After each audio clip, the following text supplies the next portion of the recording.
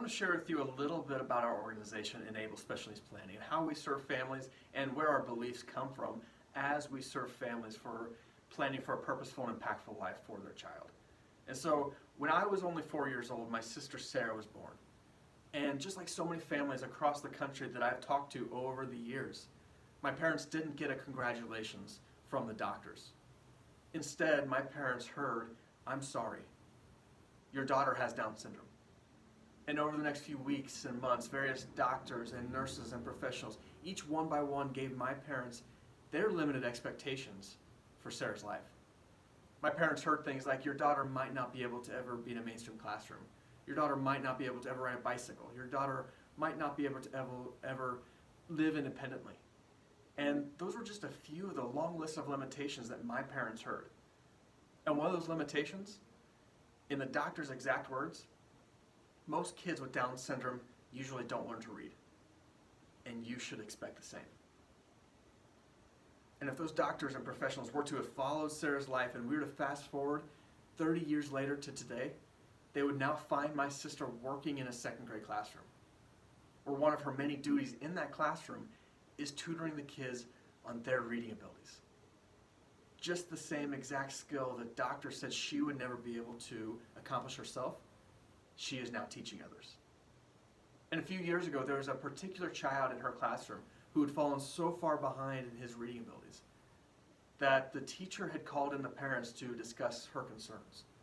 And together, the teacher and the parents decided that it would be best to hold that child back the following year.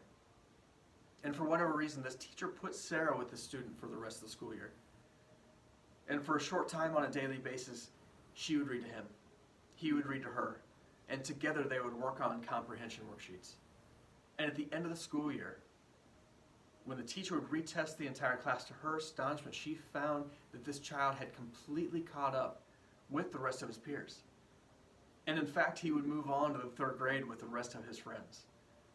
And my mom told me the story about what Sarah had done and how on the very last day of school, this child walked up to Sarah with a handwritten thank you card and a pad full of stickers that he bought for her at the school store. And he just gave my sister a hug and he just said, "Thank you."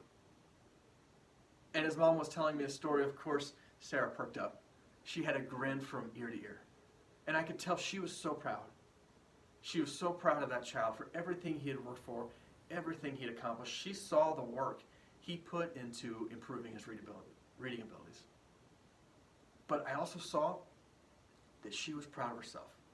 She was proud that she had the ability to make a difference in that child's life. And that is the foundation of our company, Enable Special Needs Planning, in that we believe that everyone has the ability to impact the lives of others. You and I are not unique in this ability.